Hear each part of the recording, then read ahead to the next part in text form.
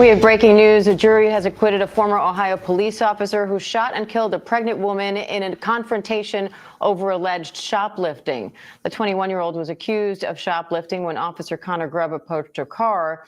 He says her car then rolled towards him and he shot in self-defense. The family of Takaya Young became incredibly emotional just moments after the judge read that verdict. We, the jury, upon our oaths and law and evidence in this case, find the defendant not guilty of involuntary manslaughter. Mr. Grubb, you're...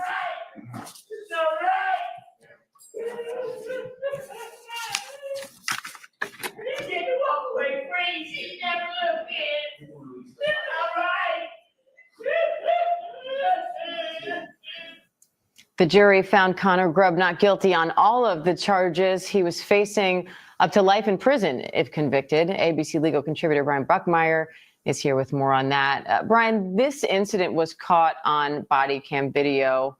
So how did the evidence play out in this case? Are you surprised by the verdict? I'm not surprised by the verdict. I think ultimately it came down to whether or not you believe the officer should have stood in front of that vehicle. And once you get there and you think he does have the right to do so as part of his procedure, whether or not they argued it was proper or improper. But if that's what the jury believed, then self-defense becomes very easy because as the defense argued, that vehicle was a weapon that could have harmed him and therefore he is justified in using deadly force. And so it seemed to make sense at least how the defense argued it and the result that we see. Based on the reaction, obviously it looks like Takaya Young's family does not think this verdict makes sense. Do they have any other legal recourse now? Not from a criminal standpoint. He's acquitted of all the charges that could be associated with this case. We know that there have been investigations. There possibly could be civil litigation as well if they haven't filed already. Don't forget that when it comes to a criminal case, the burden of proof is much higher, proof beyond a reasonable doubt, than that of a civil case. And so we have seen in the past where an individual is acquitted of criminal charges but found liable under civil allegations. And so if that option is still open to them, they could pursue that. All right, Brian Buckmeyer, thank you. Unfortunately, that is true. We saw that in the O.J. Simpson trial. I believe it was Ron Goldman filed on behalf of his son. The father, Goldman, sued O.J. Simpson and won. So even though O.J. was found not guilty in the criminal case, he was still found liable in the civil judgment, which is nonsense because the civil should be able to follow the criminal. However, in this case, of course, they're going to sue him because he's white. They're black. If the cop was black, they wouldn't have even bothered. This would have never made it to trial. But in the past, we've rewarded claims of racism monetarily to inspire more. It's all about a systematic degradation of the United States and its credibility, but also amongst the people here to keep trying to chip away at the system. Luckily, right now, we have an administration in place that is looking to reinforce the United States instead of make it weaker. A lot of this started with Barack Obama. He literally made all the racial issues in this country explode. And, you know, then when you look at it in hindsight, he's our first gay president. He's like, if Brigitte Macron is a man, so is Mike Obama. These agendas have been put in place to break down one of the most powerful countries in the history of the world. And a typical war against us, you're not going to win. So they're going to have to use manipulation and different types of tactics. I believe that just this whole push of racism in the media is just another form of warfare against us. And yes, they've rewarded too many people in the past with nonsensical claims against law enforcement. This lady's in the courtroom screaming because her daughter died while committing a crime. They're not the first. I'm watching this other black family talking about suing a man who their kids broke into his house and he killed them. Now they're like, oh, you know, you shouldn't have killed them for breaking into your home, and they were armed. And that just shows, but they're suing him because he's white. And the media is trying to hype that story up and give it more airplay. And they're just trying to push these divisions. You know, in the real world, when you walk outside and touch grass, it's not like that. There's not a bunch of racial issues in the United States. No one even cares about that stuff. It's really just exasperated in the media, but primarily between that one group of in the United States, the Black American culture, their society. It's a very inclusive society. So there's not very much outside contact. They kind of just huddle around each other. And it's like one of the largest echo chambers you've ever seen in your life. And they reinforce each other's nonsense. And that's where a lot of this blatant disrespect for law enforcement, or this belief that you can just create your own laws in front of the police on the spot just because it suits your agenda. Well, actually, I don't have to give you my ID because, according to me, you have to ask me within the first 30 seconds, and you have to be at the passenger window. You're on my driver's side window, so I don't have to.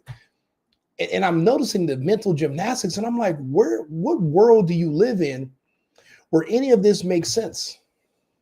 And then I find out they went to an HBCU. They grew up in an all-Black area. They only know Black people. So it's like they have this own separate society that they live in. But once they come in contact with reality, it's a head-on collision, and it doesn't work well in their favor all the time.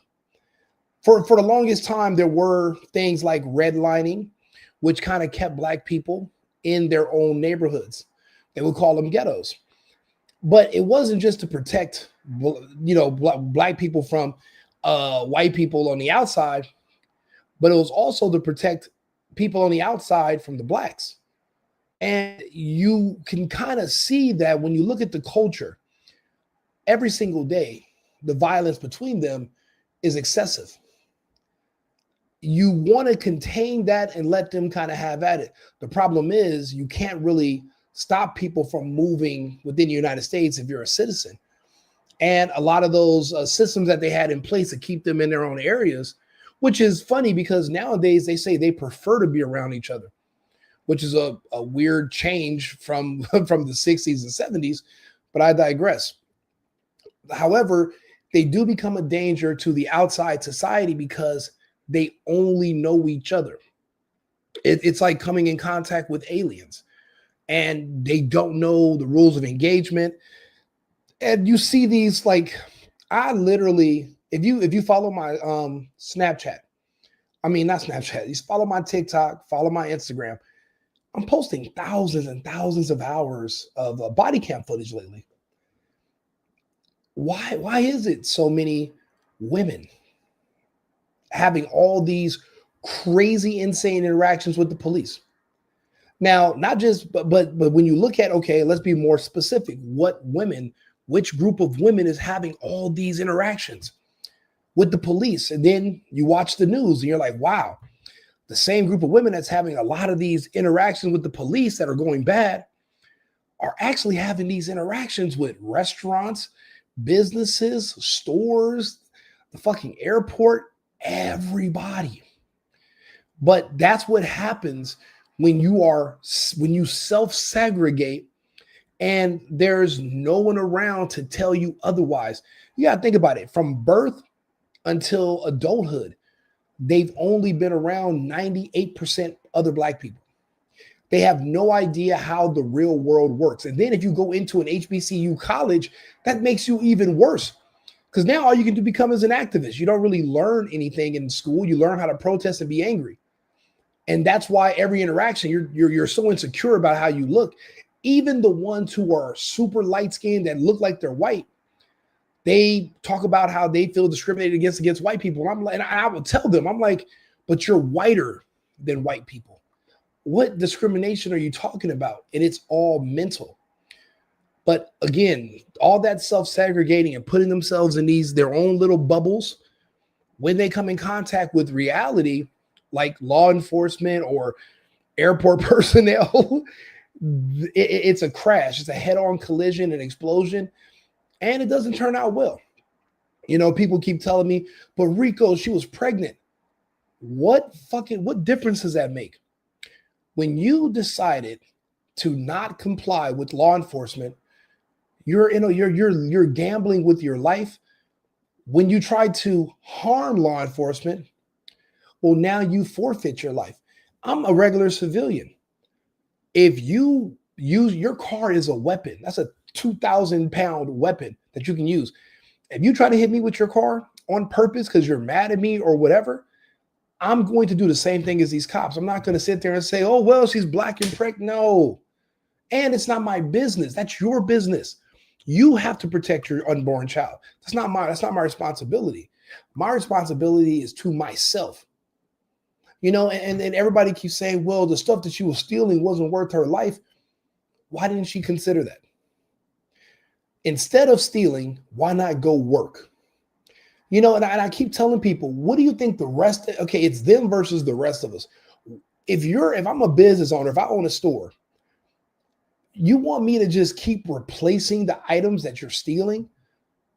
No, I'd rather you just start replacing your relatives. You're not understanding how this works.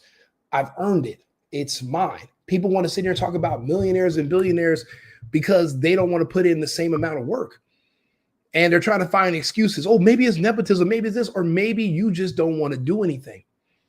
There was a girl who was on here giving me some kind of a lecture on my, what did she give me? She says I had a superiority complex, basically trying to call me some kind of like brown supremacist or something.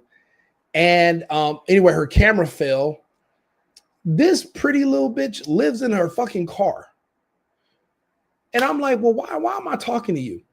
You're one of those people that felt so entitled that you didn't want to work. And I bet you felt so entitled that once somebody helped you get an apartment, you didn't want to pay the rent.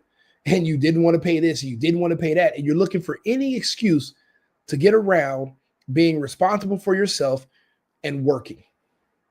And you project onto the rest of us in society as if we're the reason for your personal decisions. That's not going to fly. Now, look, let's watch the actual body cam footage from that day. It's a clear-cut case of self-defense on the police's end. But, I mean, I'll be honest, this is more so a suicide situation.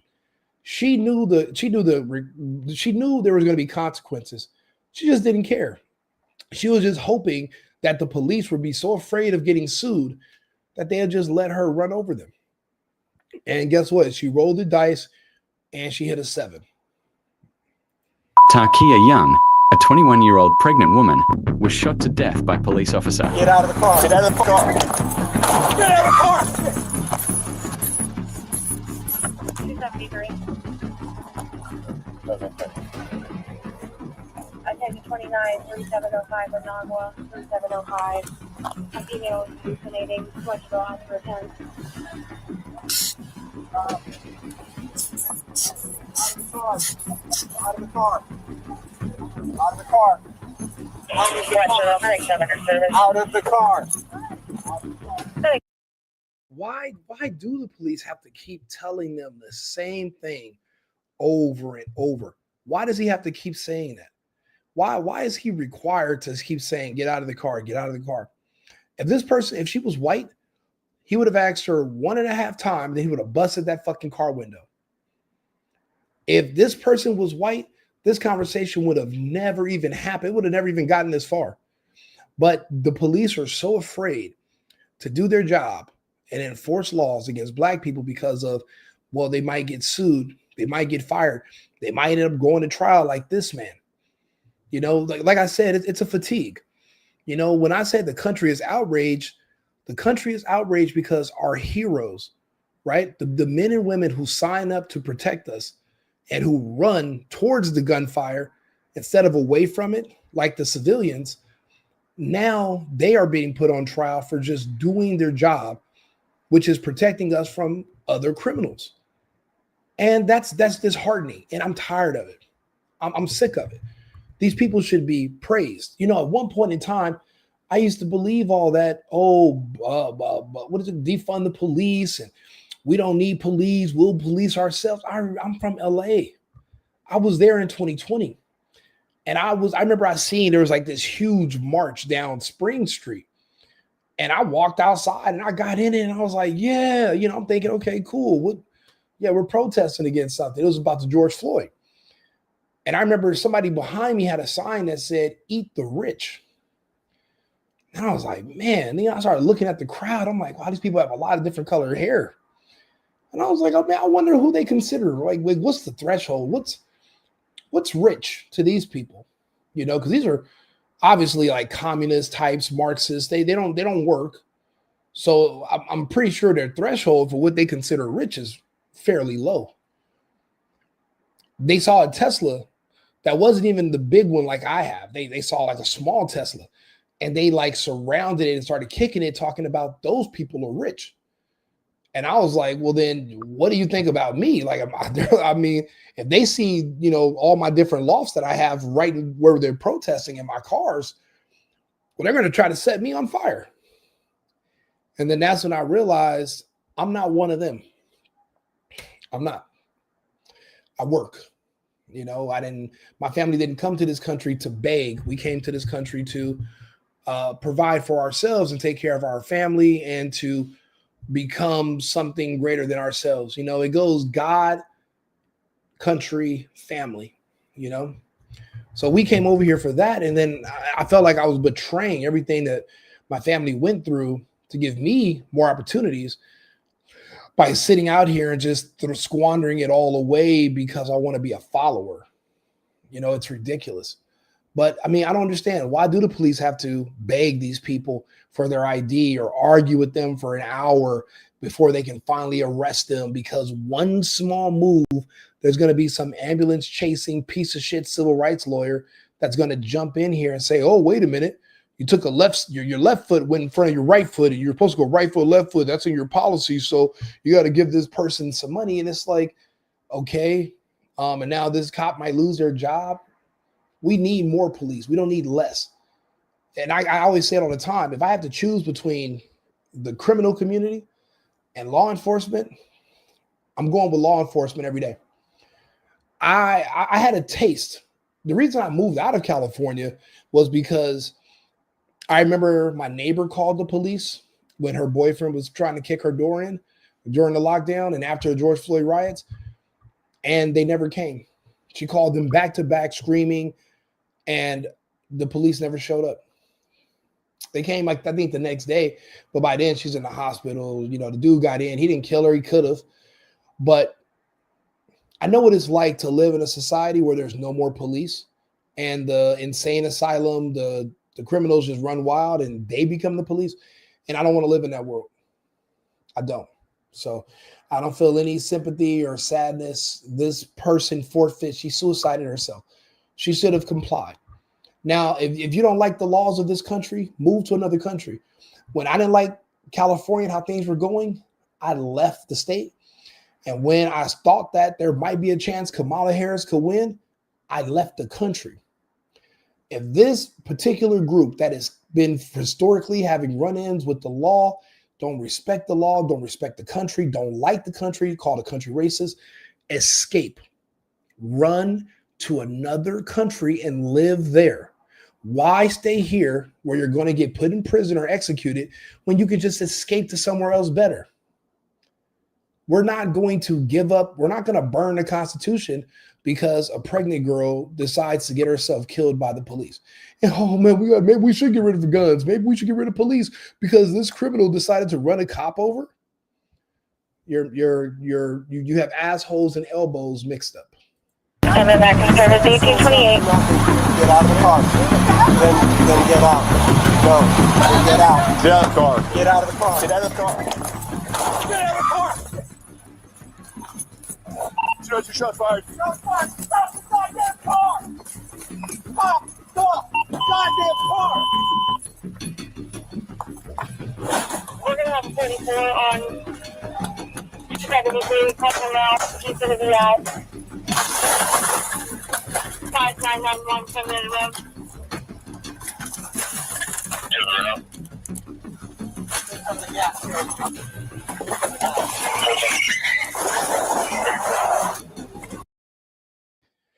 No parental guidance, no training, growing up in a echo chamber of blackness where you perpetuated victimhood mentality where you're taught by your own relatives that white people are better than you, and you're at the bottom of the barrel, and it's because of racism is why you should steal. That does a number on the mind of anybody. I didn't even know this, but they're taught this at home. This isn't because reality teaches you racism against white people. Their parents taught them that, and their grandparents taught them that. I didn't even know that until I became an adult. I'm like, shit, your grandmother did a number on you. Your mom did a number on you. You know, and I've met people, they've never even met someone white in their whole life. And they have this unsubstantiated fear of the KKK and the Proud Boys, but everyone they've ever met in their life that was murdered by somebody was murdered by a black Crip or Blood. In this situation, the police did what was necessary. She was a danger to the public as well. She's also a thief. I don't have much sympathy for them. There's nothing you can really say to justify her actions. I just hate that for 2 years they made this man's life a living hell when he should have been congratulated for doing the tough part. They begged this woman to give him her ID. They asked her to stop. She told them no. The mother failed her. There was no father. The mother failed her. The mother failed her from the beginning, and her mother failed her, and it's went on as far back as they can remember. It's basically a long line of failures in their family of people who think that they think the rules don't apply to them, and that they can just get away with doing whatever they want to. You know, if times are so hard that you feel like you need to steal, then you're gonna have to figure that out. You know, people don't understand that's what comes with freedom. With freedom comes responsibility. That means you're responsible for taking care of yourself, figuring out how you can earn so that you don't have to steal. Now, if you want to be dependent on the government, well, then that's not freedom. If you want someone else to pay for all your stuff, that's slavery. If you want a master, you want a daddy that's going to take care of you and tell you what to do and give you free stuff, that's akin to slavery. You can't scream about freedom and how much you want freedom, but then you're begging with your other hand, asking for free shit. No, you're free to take care of yourself. You're free to be responsible for yourself. This is not reparations where you just go into stores and steal. That's just an excuse. And we're not accepting those anymore. We're going to need a heavier hand to get things back in order and to get things back in line. We're going to need much more enforcement, but we're going to absolutely have to figure out a way to get rid of birthright citizenship. You know, and the way it should work is past a certain amount of convictions, you should lose your privilege of being an American citizen, and you should be expelled to whatever country we have a treaty with. Send people back to Africa. Send them to South Sudan, where there's no white people, there's no ICE, there's no Trump, there's no white supremacy. You can go live and be a criminal there. But, you know, letting people commit crimes and then we send them on a vacation, which we call prison. But is prison even that bad? You get to watch TV, you don't have to work, you get fed, showers, bed. It's like sending these people on a vacation. So no wonder that the prison is not even a deterrent anymore. But maybe losing your citizenship and being expelled, maybe that'll help. And I think we should rebuke birthright citizenship. People take American citizenship for granted. That's why they don't mind these illegals jumping the border, because they don't think it's a big deal. They don't appreciate the privilege of being an American citizen. I think that might help this huge epidemic we have with crime. And unfortunately, the crime is all centered around one community only, which it's embarrassing, to say the least. Like and subscribe, share the video. Let me know if you agree or disagree. I'll be back on shortly and on another live. And remember, America first, America only. I've been needing to find a new apartment, which has not been easy with credit as bad as mine. Luckily, I found cosigning.com. They connected me with a cosigner who helped me get my dream apartment for me and my dog. I just paid a small fee and was able to move in fast. Get the cosigner you need for the apartment you want. Check out cosigning.com today.